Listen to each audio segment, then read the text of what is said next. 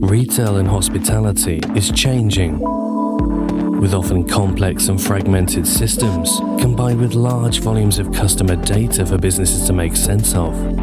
It's critical to work with the right partners in order to guarantee success. At Tratec Consulting, we help retail and hospitality businesses transform their technology, removing overly bloated processes and creating unified and efficient systems of working throughout. So don't just take our word for it. See for yourself. Tratec Consulting, the leaders in technology transformation across retail and hospitality.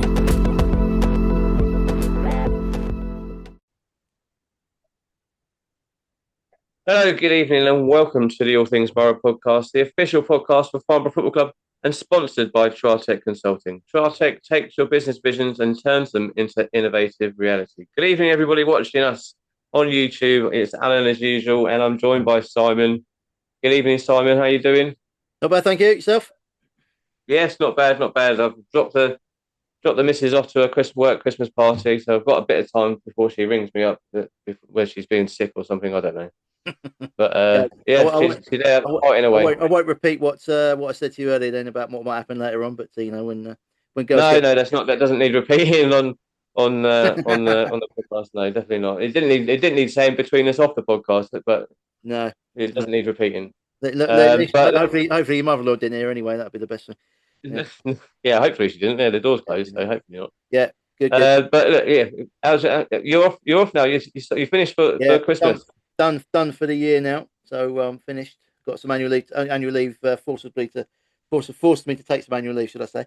Which obviously I didn't mind.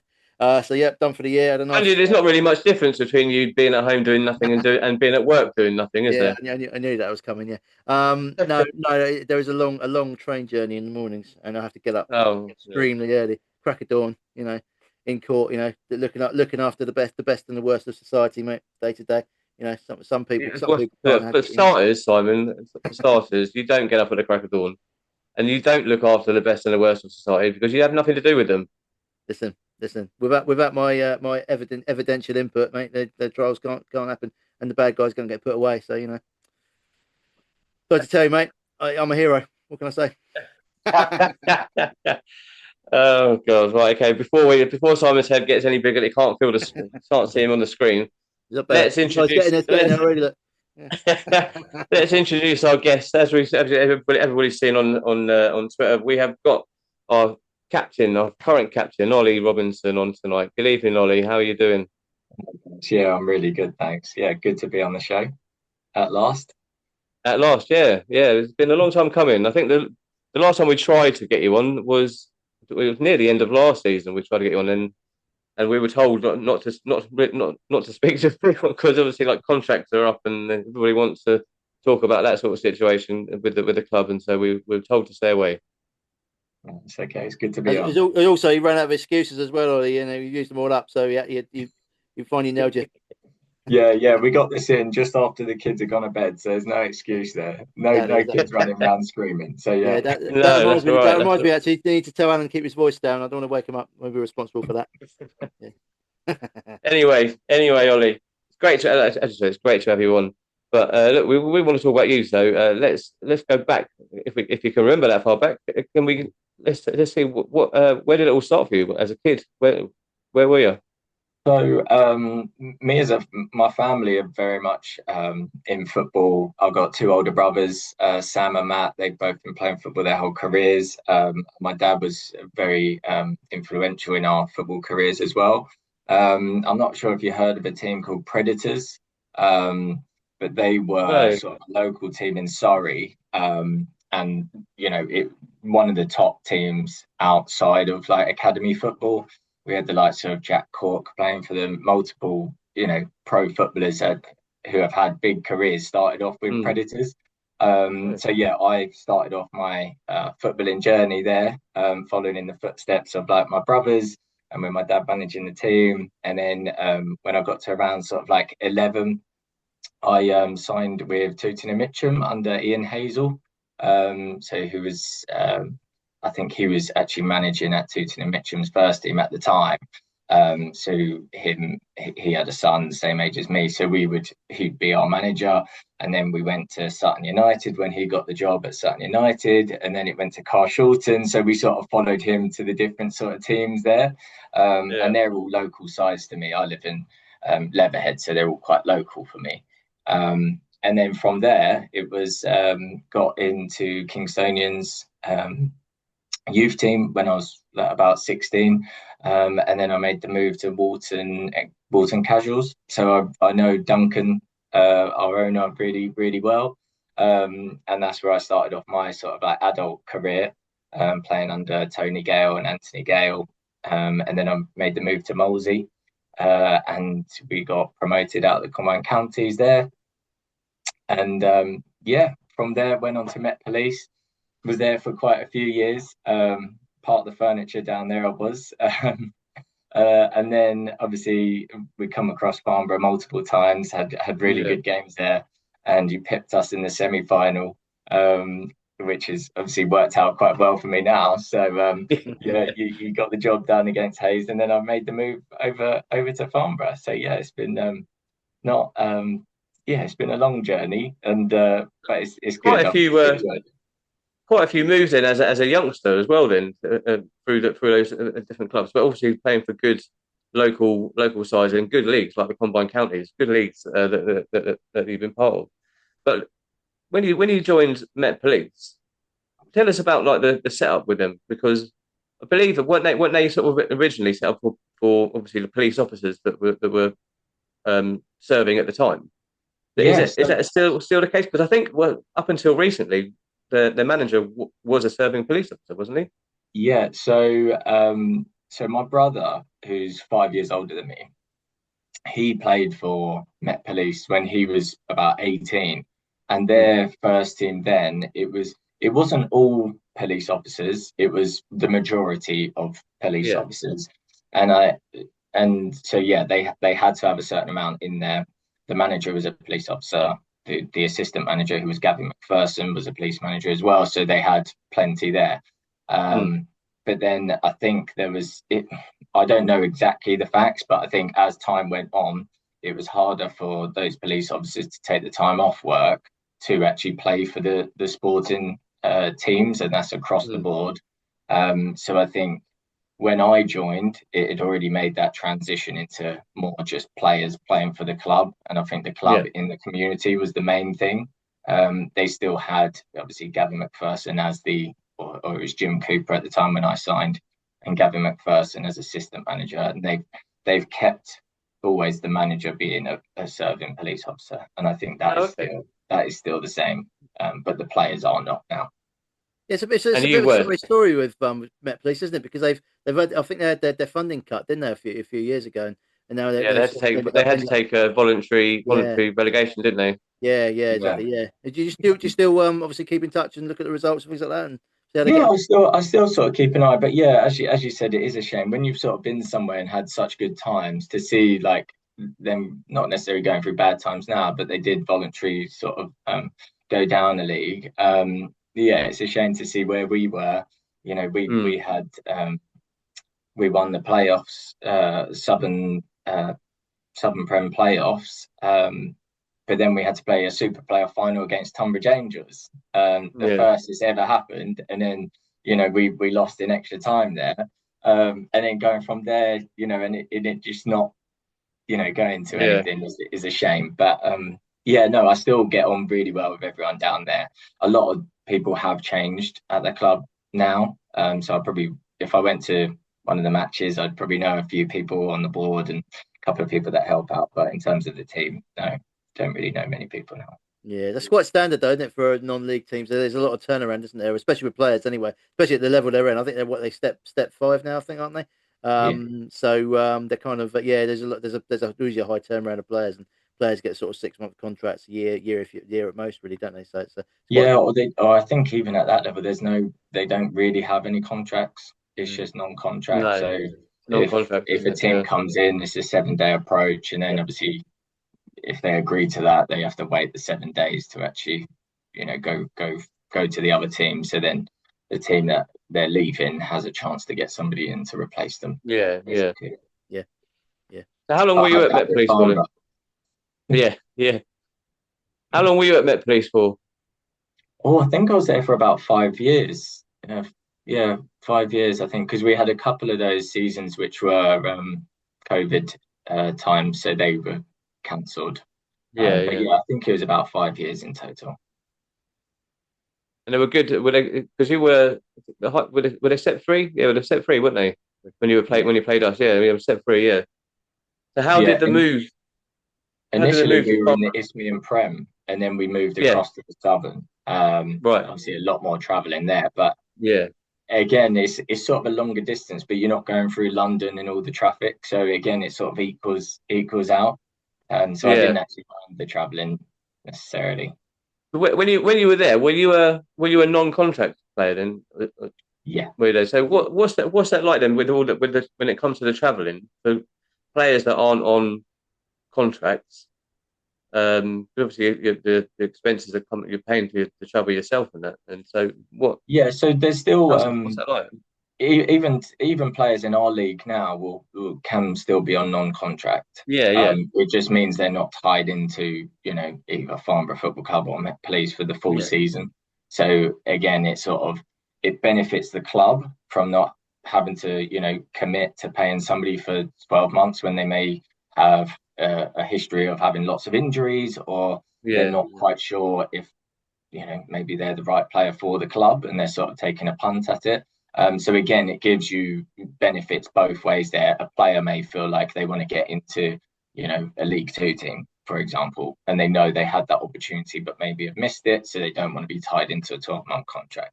So again, yeah, it works both there. But in terms of, I don't think necessarily non-contracts is any different. You just don't have the safety net of, say, for me, if I get injured, I'm covered till the end of the season. yeah, Thing. yeah. Whereas if I wasn't, then I wouldn't be. No, yeah, they can essentially just sort of tear it up and just say, "Sorry, mate, on your way." Yeah, yeah. I'm sure not like clubs aren't that ruthless. I hope anyway. But yeah, that could be the case, I'm sure.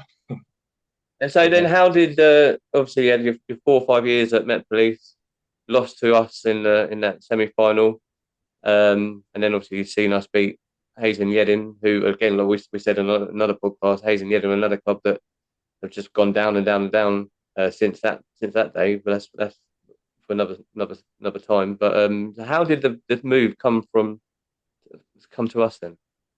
So I'd spoken to Spencer a couple of times previously before actually moving anyway. But the season, so when you got promoted, or Farnborough got promoted, I think it was around like January or February. Spencer gave me a call, Right. put in a 7-day approach, gave me a call. Obviously, tried to get me to come over. And I'm very my character. I'm very loyal as a person. So Yeah. Met Police at that time, I just had I think I just had, or I was about to have Mila, so our first child. And I thought, oh, is it really the right time to sort of shake things Yeah. up, go to another team, more traveling when I've got a newborn, our first, how's it going to be? You're not sure. So I stayed at Met Police for that time till the end of the season. And then, yeah, straight away when the season was finished, Spencer called me up and we got the deal done very, very early. I think it was, yeah.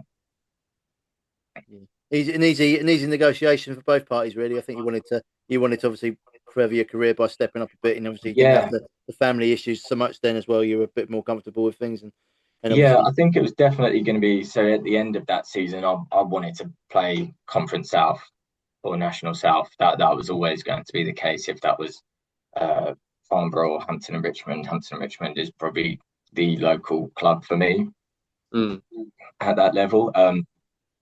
But yeah, Spencer was on the phone more, and he's really good at persuading you to sign the contract. So yeah, no, I made the move, and I've been really happy since. As you can tell, I'm still here. So, The only one. Yeah, no, yeah, and we're all grateful for you that you are still here. I think everybody, you are a fan favourite of the club.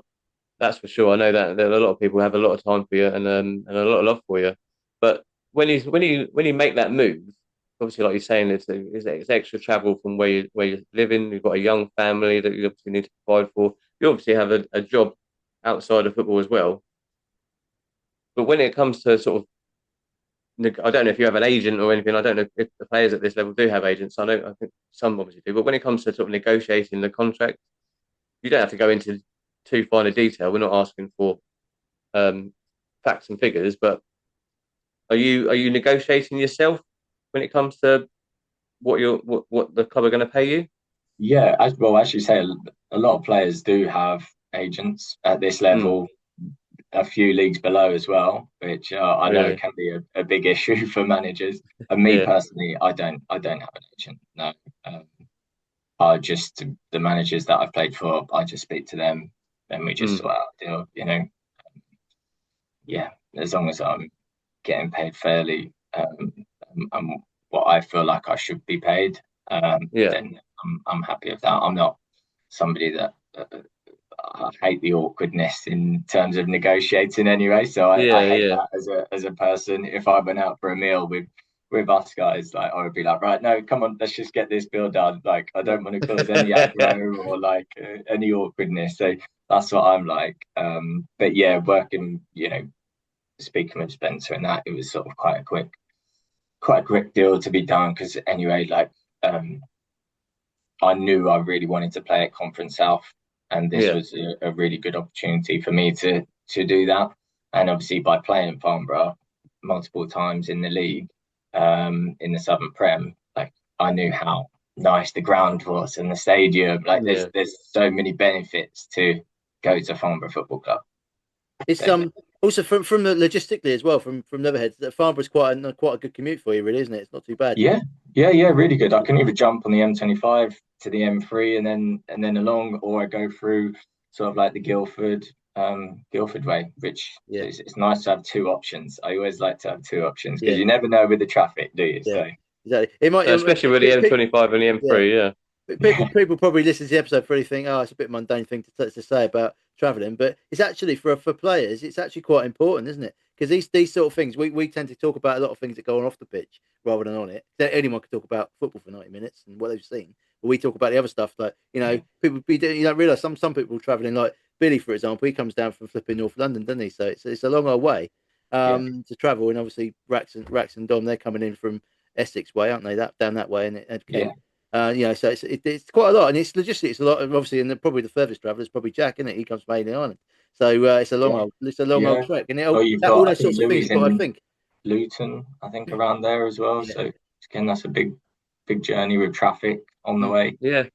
Yeah, it's a big it's a big factor, and when people think, why can't we sign this guy? Why can't we do this? And probably a good example of that's probably Miller, isn't it? Miller Matthews Lewis, because he obviously was in Luton. He lives in Luton, so it was a trek for him. Obviously, when Hemel come in for him, he's thinking to himself, I either stay at Farnborough for another year, do all the travelling, or got to add all that. It's just another, you know, it's a good hour and a half drive, or I can go to Pemmel. It's down the road, you know. So it's really easy, isn't it? So I think players, you think fans sometimes forget that there's other factors involved other than wanting to play for a club, the money they're being offered, but you're also looking at family life. Yeah, and their Saturday sometimes starts like at, 8 o'clock in the morning sometimes for some players, or earlier. You know, so it's a big old thing. It's not just turning up at 3 o'clock and putting your boots on and heading out. It's it's a lot of other stuff going on, isn't there? Yeah, definitely. Yeah, and if you've got a long away day, you've got to get even earlier to get to the club, to then get on a coach to go wherever we're going. If that's another 3-hour journey, you're looking at 5 hours for some people, 2 hours to get to Farnborough, and then on from there. So that does play a big part in who I have played for as well. Like I wouldn't be traveling a long time to to get to games if that's training or our club. I've always sort of picked the local sort of teams to me, really. Yeah, I think that's pretty sensible, to be fair. I mean, I think I think some players sort of forget about that. So, I'm going to go there and I'm going to get £200 more a week or an appearance playing, but then I'm travelling 2 hours more. So it's like, I think by the time you do 6 months of that, it does grate away. Eventually, I think. Yeah. Well, the thing is, like, if I'm travelling, hours after work to try and get to training, or if I'm traveling hours to get to the football club, like it's not going to put me in a nice frame of mind. Me personally, like I want to be at home as long as I can, so I can do all my pre-game sort of stuff that I need to do. So everything is exactly the same each week. Yeah. And then I travel to football, feeling clear-headed, like feeling fresh, not in the car for hours. I get to the ground and I'm ready to go. And that's me personally. I know a lot of people at this level, they don't work, so they don't have the issue of going to work for the whole day and then they're traveling from there, sort of rushing to training or rushing to a game at Chippenham, for example. Like that can take it out of you. I think I've been doing it for quite a few years now, so I'm sort of used to what I need to do to be ready for like midweek games far away. Yeah. I mean, as much as some people like driving, there's only so many Taylor Swift songs you can listen to, really, isn't there? So yeah, my partner's probably watching the new TV show now, which launched today, actually. Yeah, there you go. So, is that something? I had you down as a Swiftie, Robbo. To be fair.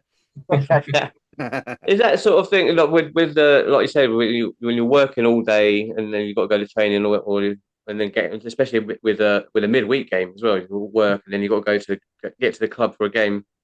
When like we have been recently, when we're in a bit of a bad spell of results, and you've got the fans on your back, on your case, is that something obviously people want? You want to, obviously you can't, but do you feel like you want to sort of shout out and say something? Because obviously it's not, like Simon said, it's not just about turning up at 3 o'clock or turning up at 7:45 for the kickoff and then playing and then that's it. You've got all this other stuff going on behind the scenes with work and family, and then you're expected to perform 8, 9 out of 10 in a football match when you might have had a bad day at work. You might have had an argument with your missus. Do you know what?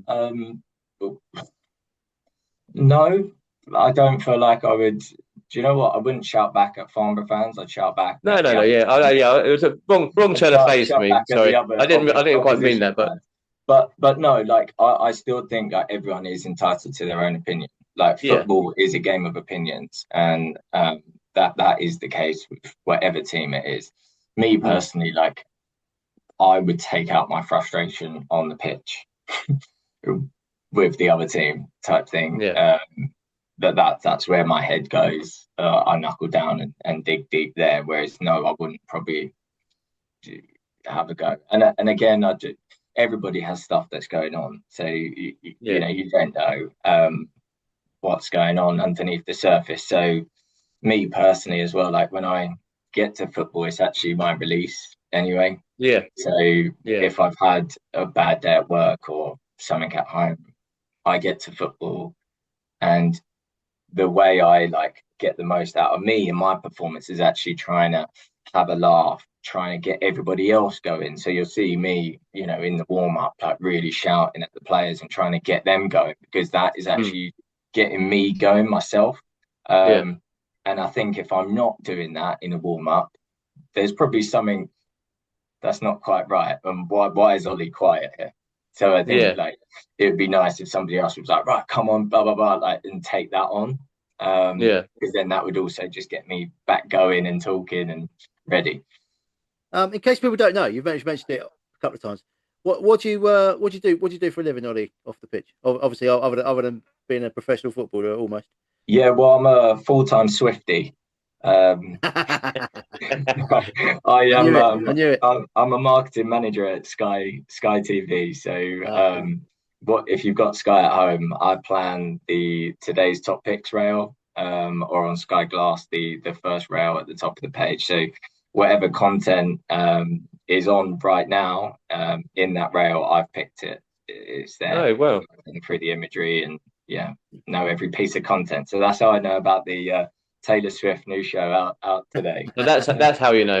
Yeah. I know you're always trying to get a few plugs in for Sky Glass. There's other cable networks are available. Should have. So, Unfortunately, I can't give all the deals out because that's not what I do. But normally I get the messages from my friends and family saying, "Oh, can you sort me out a deal?" And I'm like, I don't really actually have like deals to give out.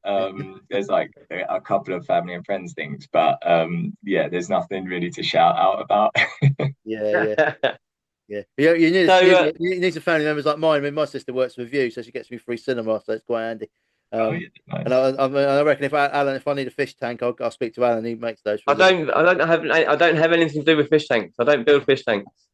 I Nice. build water treatment tanks. I build septic tanks. That's what I build. Nice. He tried telling some When girl you go, one day that he built tanks, and she said, "Oh, what for Russia?" And he said, "No, just fish tanks." Yeah, not Hopefully it's quite. not that Yeah, one with the vibration issue. Yeah, yeah, exactly. Yeah. yeah. He's on Salisbury Plain most weekends, Alan, playing tanks. Yeah, yeah. Yeah, no. The tanks I build are purely for your toiletry requirements. They're made out of fiberglass, and that's it. Lovely. Anyway, moving on swiftly. No pun intended. Yeah. So it's been a good 3 years for you, Robbo, at Borough, isn't it? I think you've coincided with an upturn in Farnborough's footballing fortunes. I'd say. Do you think is that all down to you, or is it just Was it? I wish it was all down to me, but no, definitely not. No, it's definitely a group effort, and there's been some since I've joined. There's been some absolutely fantastic players that I've played with. It's been a real joy, and a lot of the players that I've played with, I've been really good friends with.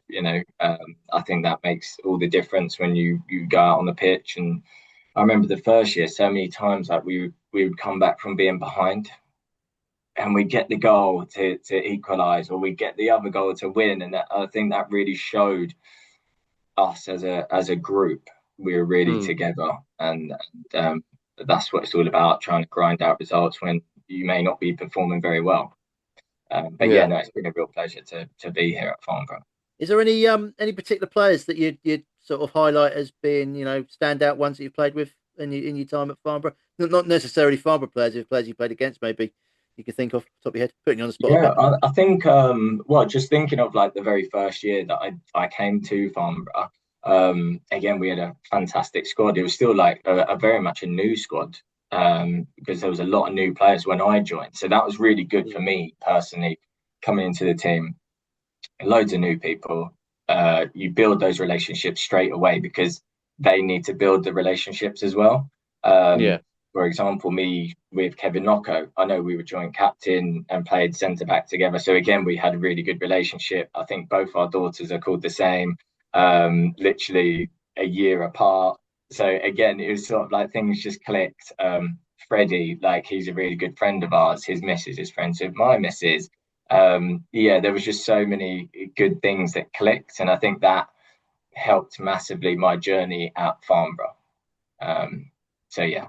Who would you say is your best friend in football? My best friend in football. I don't know.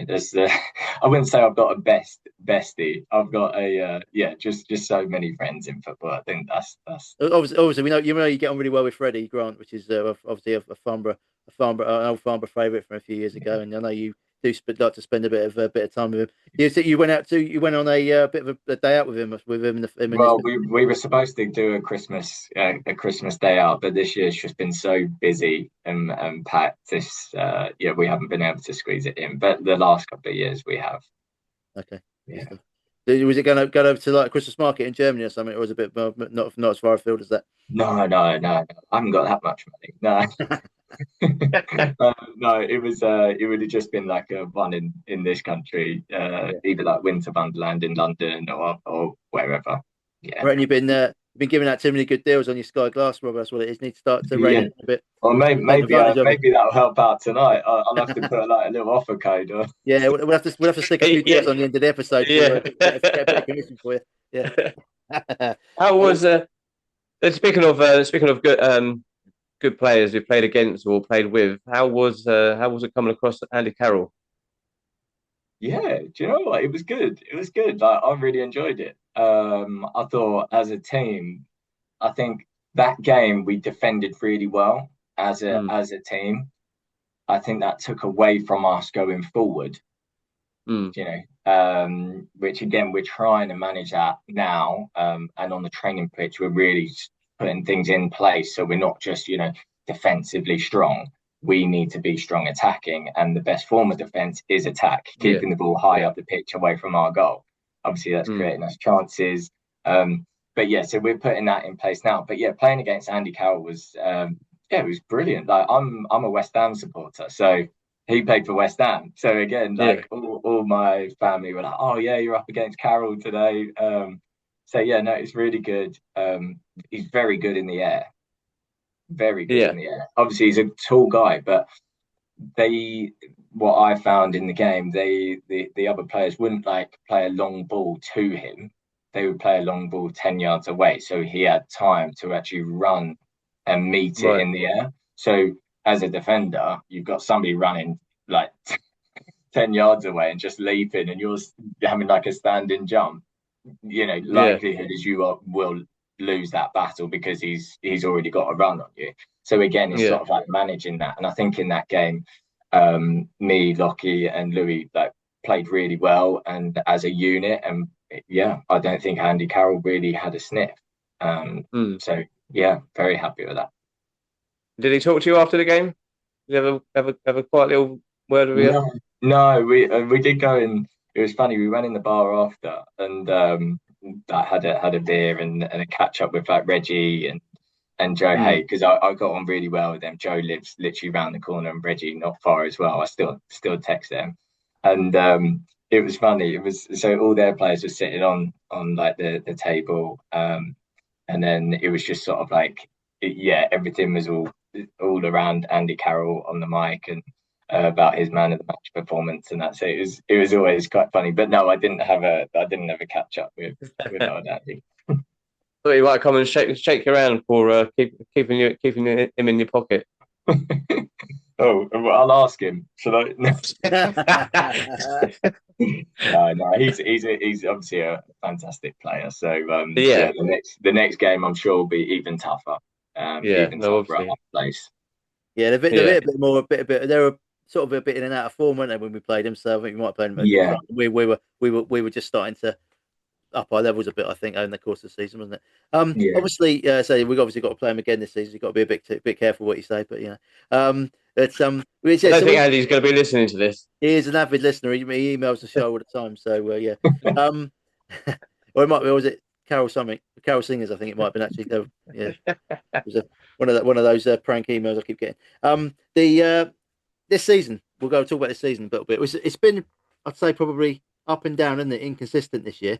Obviously, we didn't get off. We got off to a reasonably good start, and then obviously Aaron broke his leg and all that, and we obviously know all about that, and that sort of set us back a bit. But it's been very inconsistent, hasn't it? What do you think you put that down to? Do you think that's down to the player rotation we had in the summer, and maybe not quite getting the right signings, or do you think it's other factors? Maybe there's lots. I know there's lots to it, but do you think it's a lot of different things altogether, or just one main problem? I think obviously what happened to Coley is like terrible, and I'm so glad like he's on the mend now. I speak to him again often, so it's great to see him still positive and looking forward to the future. So yeah, really happy with Coley's on the mend there. But in terms of like us as a team, every single player is a brilliant player in this squad. Like I see it on the pitch, training and obviously match day. Everyone has had their moments this season, and everyone can say, yeah, he's a good player. In terms of us like playing together as a collective, it's been very up and down. And I think, it has been tough. There's been a lot of players coming in. That isn't an excuse. Like everyone moves teams. That is it.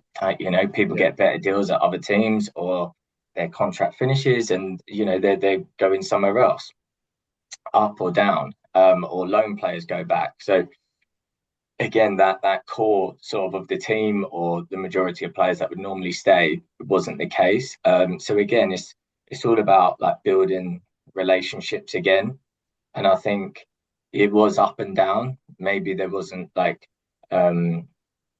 that much sort of like relationship building at the start. So again, where we are now, and I feel like these last couple of weeks, like I can really see the positivity coming through. That's in training, that's in the changing room. So hopefully we're sort of coming out of that bad spell. And yeah, we can sort of push on now. Have you reinvented the changing room cricket matches so far yet, or has that not happened yet? You know what? We actually did bring it out the other day. Yeah. We did bring it out the other day. Jack found this like special sort of ball, which is like, it's not a normal ball. It's sort of like got lots of little bits to it. So if you just threw it, it could bounce all over the place. Oh yeah. So you're playing cricket with that, but not knowing where the ball is going to bounce. So yeah, some of the lads actually enjoyed that. Some of them were a bit scared, so they were hiding near the showers. So when we were trying to hit it. But no, it's good to have in the change room. But we've got a nice this monitor which is we can do all the analysis on. So Millers and Spencer will go through that before the game. So we got to be very careful not to hit that because otherwise that'll be coming out of the players' money. I was going to say Millers has probably got his one of them ones hiding in the shower, just hoping no one's going to hit one of his screens because it'll be the end of it. Yeah, exactly. Yeah, imagine. So, by the sounds of it, you might be sorry, mate. You might be giving the English cricketers a run for their money, mate. Down in Australia. Yeah, you know? Honestly, yeah. I'm not being funny though. A one-legged man could probably give them a run for their money at the minute. Yeah, I might have to make a comeback. Like I used to play for Surrey cricket team. So I might have to make a comeback. I look a bit like Mitchell Stark, so that's true. Yeah. You could maybe infiltrate them. You could pretend you're Mitchell Stark and turn up. I'll tell you what, Ollie. Before we go on to carry on with what's going on this season, I have found that through with my time in football coaching and that football and cricket with footballers does tend to sort of go hand in hand. Why do you think that is? Because I've known a lot of footballers, even at really low levels, like I'm talking like step 6, step 7. They're all doing. Some of them can't make pre-season games or training because they're playing cricket. So I don't understand. Well, I mean, I don't like cricket, but what is it about? I don't know. I just me personally, I'll play any sport. Me and my brothers will play any sport, and always at like a good level. So that's just what we were like. My parents were just like, right, any sport, let's go there. You're doing this club, or you're right, you're going to cricket now. Because when I was younger, I used to play for Carshalton on like the Sunday morning, like normally kids do. And then straight from there, I would drive all the way to like Croydon and do the indoor nets with Surrey cricket in the winter. Wow. And that I think I was around maybe 15 at the time, or maybe 14. And because I was just doing so much, I ended up like sort of tearing my meniscus. So I had to have my meniscus sort of taken out at that young age. So but I'm not sure why. Maybe it's just because some people are more sporty and there's just a crossover there. You a batter or a bowler? All rounder. Yeah. All the shit cricketers say they're all rounders, mate. It's all right. All rounder at a young age. A bit like Stokes, really. I'd call myself like Stokes, but just right-handed. I say I'm an all rounder. Sort of fielder. I used to say. People always ask me, "What do you do?" Cricket? Yeah, field, mate, field. Third man, fine leg, out of the way. You know. It helps as though, Simon, that you are all round as well. So. But I call myself a very rounder these days. Yeah, exactly. Anyway, back to just before you go, I think the issue is, I think the reason why cricket and football come hand in hand is because when you're at school, you play football in the winter, and generally boys used to play cricket in the summer. So boys would just be what happened. You get the odd one who played cricket who was a bit posh. Or you get the odd one who play tennis, a bit posh, or somebody who play volleyball because they're really tall. But other than basketball, sometimes if they're half decent at bouncing the ball off their heads. But most kids will play cricket and football. That's the two sports. Yeah. So that's why. Anyway, what are you gonna say, Al? Anyway, let's go back to Farnborough this season. Like Simon said, there's been obviously ups and downs and that, and we have obviously there's been a couple of people going out as well. But with Millerick has now sort of stepped up his role within the coaching team. How much of an influence and impact has he had on you lads since that time? Because we've had good sort of turnaround of results, and I've noticed, like, just like by watching like warm ups and watching him on the sideline during the games, that he seems to have he does seem to have sort of a good influence on you guys. Yeah, Miller's is a great guy, a really, really great guy. He has stepped up since Steve Baker has left. So he's been more vocal in the changing rooms. That's as a team, but also personally, he will pull you to the side and be like, look, this is what I think you're doing. If that's the good stuff, and also the constructive sort of feedback, right? You need to do this, to support this player here. Like if that's the three centre backs, the gaps are too big in between. He is highlighting that, and we get after each game now we get a Google document with clips in of our shape, how we're playing together, and he'll highlight the areas where we can do better, or he'll highlight the areas that we've done a really good job and that we need to continue to do that and work on that even more on the training pitch. So yeah, he's definitely analysing our games in great detail, and I think it's really good and positive that we are looking at our games to improve, because we haven't been good enough. Yeah, that is it, and I think every single player will know that. The management do know that, and we are doing everything we can to get back to where we belong. And that's like putting in performances each week. So yeah, he's really doing a great job with us. Yeah. And that insight that he's giving you guys, is he doing that as a collective, or is he doing it both collectively and individually as well? Because that's a lot of effort that he's putting in to do all of that. Do you know what I mean? Yeah. So the main stuff that he'll send in the group chat will be as a collective. There is also another application that he uses where he can I can log into it and it will follow my position throughout the game. Right. So it can tailor, obviously, if I make a pass or a tackle or a shot or a header, it can see that. Yeah. Do you find the analysis helpful? Because I know some players, especially the younger ones, possibly are not used to it. They might find it too much or a bit of a hindrance. They just want to get out and play. But do you find it personally yourself? Do you find it as something that you find helpful, or is it just something you kind of have to deal with and get on with it, or how do you feel about it? Yeah, no, I think it's good. It's only beneficial to you as a player, and if you're not utilizing it, then you're at a loss. I think because somebody's there actually trying to help you perform better. Me personally, I'm 31. I've played a bit.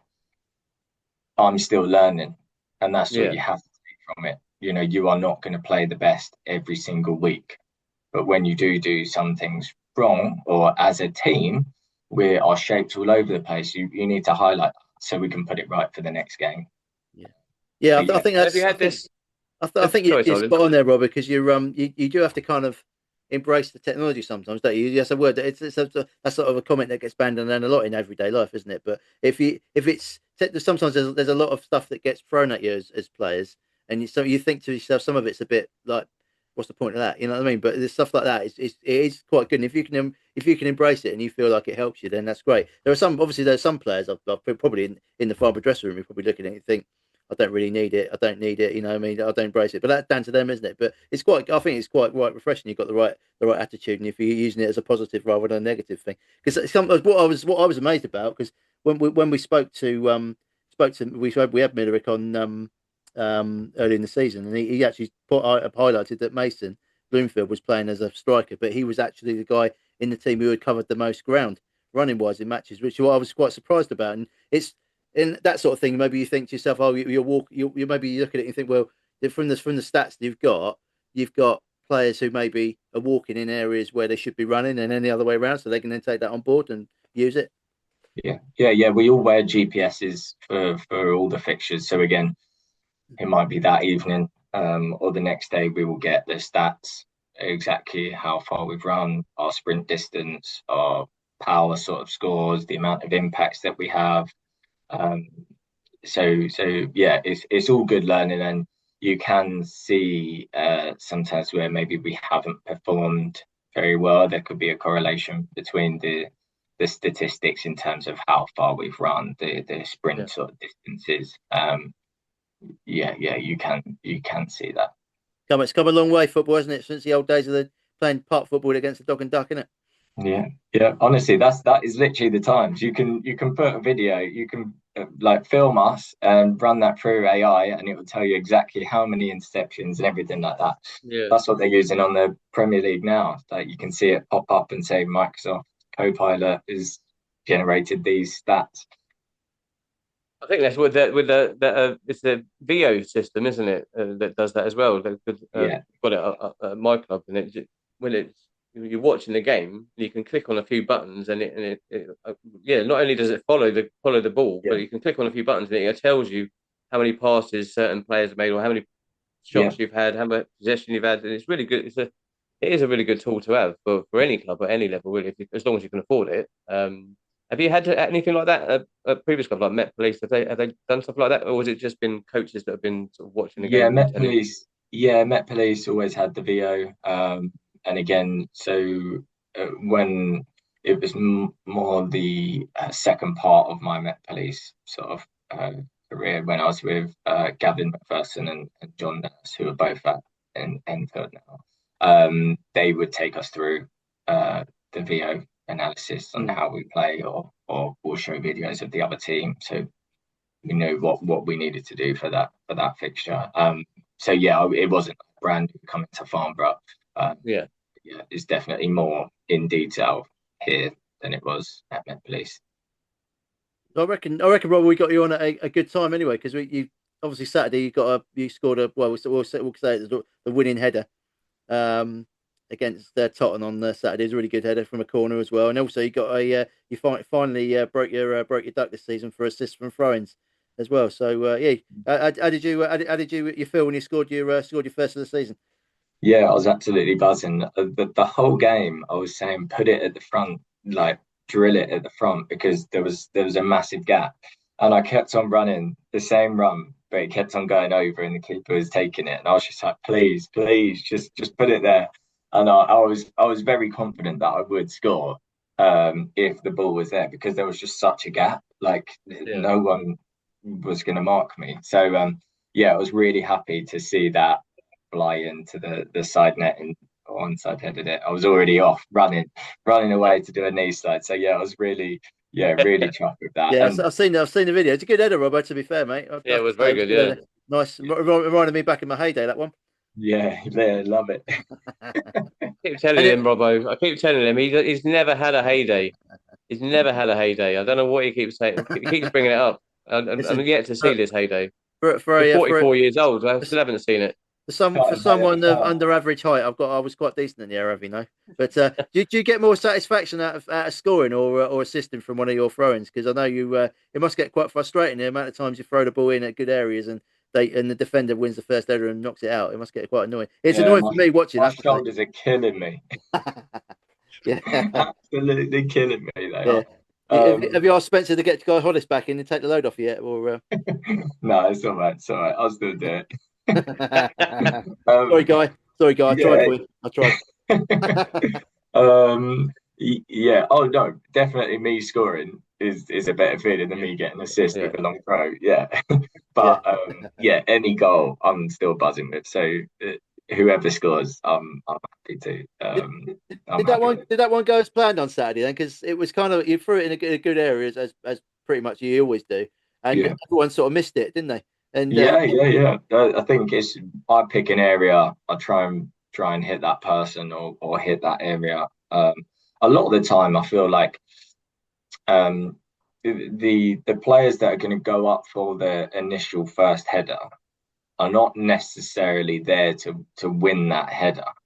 All they need to do is either make it scrappy, so it's bouncing in and around the 6 yard area, because then you've got the likes of Rax and Dom that can finish.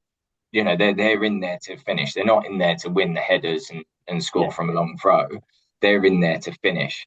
And if we can create a little bit of chaos in the mix there, then we should be able to get goals. And I think on Saturday we did that. You know, they were drawn to, I can't remember who it was, going up for the header, but they were drawn to that where they all completely missed the ball. It bounced across, and Rax has smashed it in, a great strike to score. But that is what can happen.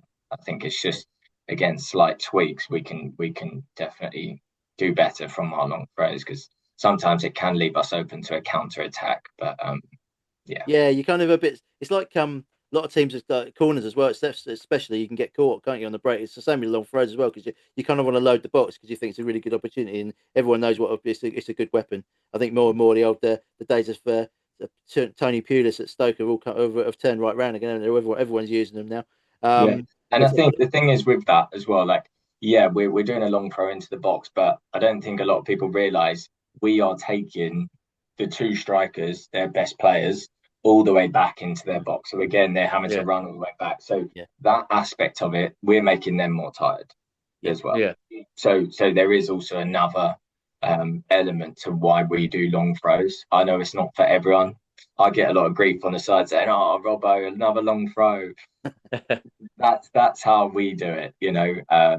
Spencer likes us putting it in the box to cause chaos, to try and get those goals. It's basically another corner, isn't it, with the length? So sometimes it comes off, sometimes it doesn't. When it doesn't, we've got to react and defend quickly and get ourselves back.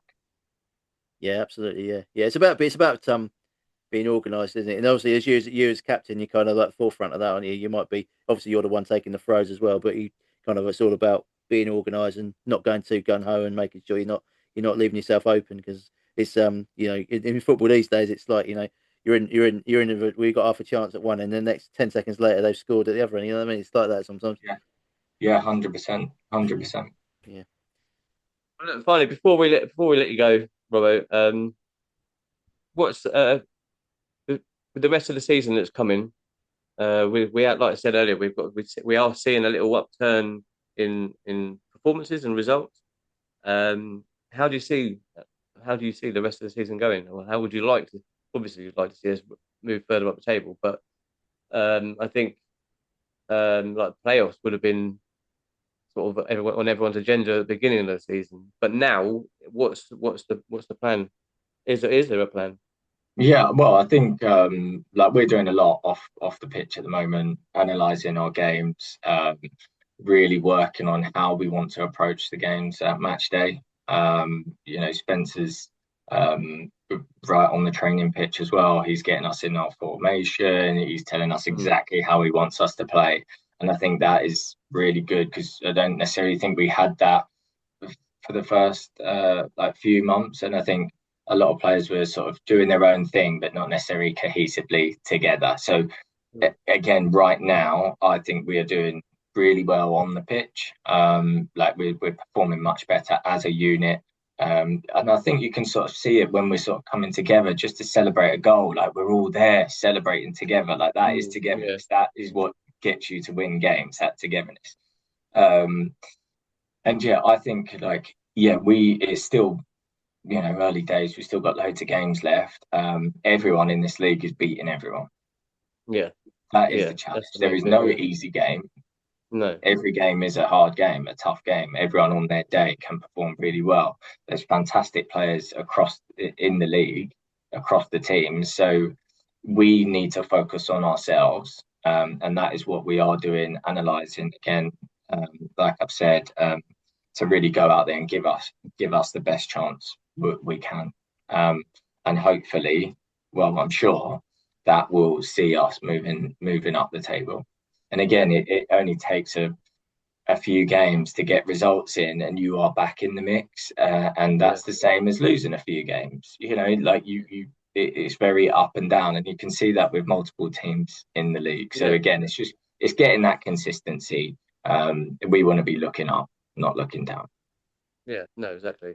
Yeah. And you seem to obviously, again, finally, but you seem to seem to enjoy all this sort of the tactical and analytic side of things with the game, the way you've been talking about, especially with Millerick and what he does for you guys.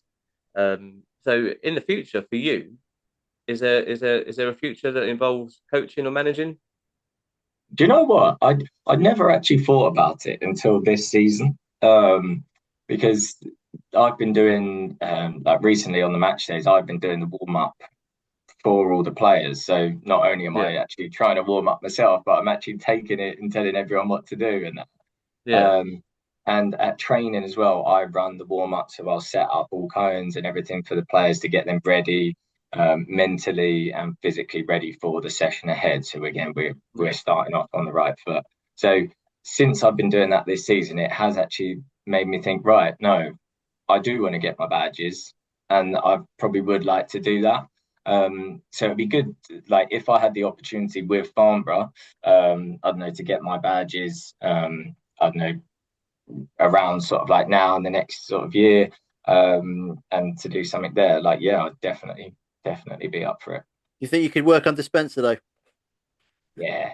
Yeah, of course. well, we know that. Yeah, we know certain people in the hierarchy at Farnborough watch these episodes. So if they are listening, then that's it. They've got to get it done. Get Yeah, Robert no, on his badges. I get on well with Spencer. So yeah, I don't have any issues. So yeah, I'll be up Good. for doing my coaching badges. If anyone's wondering, by the way, there was a slight delay when Robbo said, "Yeah, no problem," but that was just the internet. It wasn't Rob. It wasn't Rob at all. There was no delay whatsoever. It was an instant yes. Yeah. I'm going to ask you one last thing, Robbo. Obviously, you did your team of the year or team of the year, your all-time Farnborough XI for the radio guys recently. Looking back to that team, if you can remember, it was a few weeks ago. Was there anyone in mind that you thought afterwards and thought, oh bugger, I should have put him in? There was a lot of players. At Farnborough, there's been quite a few players that I've played with anyway. So I could probably put out two teams, I think, and it'd be a great match. You know, the likes of, I left out Joe Haig, you know, a fantastic player. I bet he's not going to like that. I know. I felt terrible. He's only around the corner. He's probably banging on your door now, Robert. To be fair. Yeah, he is. Yeah. We've got I left out Alfie Pavey when he was with us. You know, like when he started with us, he was banging in goals, wasn't he? Like, and then got the new move to Woking. So many good players I've played with. Yeah. So it is football. You've got to pick one team, haven't you? People are not going to be happy, unfortunately. Yeah. I think you sat on the fence quite well there. I think it's a few splinters in your ass after that with that answer, Rob. Sorry, mate. That's it. I think that also again, I know we've said this a few times now. Before we do let you go, if you did become like a coach or even a manager, do you think you've got the courage and the bravery to leave to leave players out when they're not performing and not or ill discipline or whatever? Yeah, well, at work I manage a team anyway, so I have to have difficult conversations there, and I've just been on a whole management program again to how to deal with different personalities and how to manage difficult conversations, literally. So yeah, I could do that. Yeah. And again, good training for this podcast, then, Robert. Yeah. Do you know what it is? It's how you actually. Everybody is different. Everyone takes things differently. You know, so it's actually finding the way, best to communicate to them. Some people need an arm around the shoulder. Yeah. Or some people need a bollocking, in front of everybody. Some people don't. So again, it's sort of managing player to player. And I think if I did be a coach or a manager, that is what I would try and do, because you're only going to get the best out of the player if they're happy and full of confidence, aren't you? Yeah. No, exactly. And I think that is actually very well said. But look, Ollie, don't go anywhere. We'll have a little chat when we come off here. But thanks for coming on tonight. It's been absolutely brilliant. Great pleasure. We will see you. The time of recording it is Friday, so we will see you tomorrow for the game against Salisbury. Good luck for tomorrow, and we'll have a chat with you after the game. Simon, you got anything to say? No, cheers, Ollie. It's been a long time coming, but thanks very much for coming on. And also thank the missus for looking after the kids while you've been chatting to us. Also, and we'll see in a few hours, basically. Look forward to another Borough 3 points, hopefully. Yeah, definitely. No, real pleasure having me, and really enjoyed the chat. Cheers, Rob. Appreciate it. Brilliant stuff. Brilliant stuff. Like I said, don't go anywhere. We'll have a little chat afterwards. This leads me to say this episode was sponsored by Chartec Consulting, taking your business visions and turning them into innovative reality. For more information, visit chartecconsulting.co.uk. Simon, say good night. Thank you, guys. Good night. Good evening. Sleep well. God bless. God bless. Thanks, guys, everyone, for watching on us. Seasonal. Yeah. Thanks, everyone, watching us on YouTube. Don't forget to like and subscribe. We will be back with a final episode of the year before we go for the Christmas break next week, where hopefully we'll have a very special guest. See you all soon.